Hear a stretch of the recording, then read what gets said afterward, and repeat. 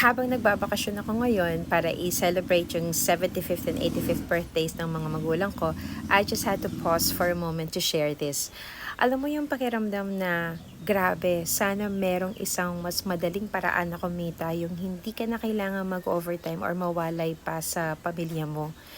Well, let me tell you this. For just $10 a month, I started something that's now changing my life. At hindi lang ako, kundi libo-libo na rin pamilya all over the world. Walang 9 to 5, no selling, no pressure. Parang Netflix at Amazon lang siya, pero this time, ikaw naman ang babayaran just for being part of something meaningful.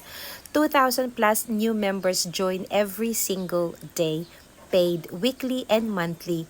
Pwede kahit nasa bakasyon ka, just like me, habang kasama ko ang pamilya ko dito sa Pilipinas. Pero ito yung part na tumama talaga sa puso ko.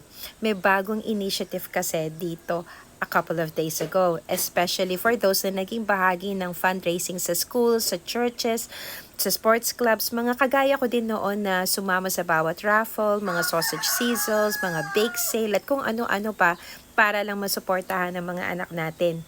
Ayoko mo na i-reveal ang marami dito, pero kung isa ka sa mga nagluto para sa school fair, nagbenta ng raffle tickets, nag-organize ng mga fun runs, nagbigay kahit kapos ka din, this is something you deserve to hear about.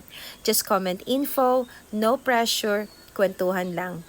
Minsan, yung mga pinakamagandang blessings, hindi dumarating yan na nakaribon. Kung minsan, isang simpleng kwentuhan lang, messaging lang. Magbabago na yung buhay natin. Okay, I'll talk to you soon.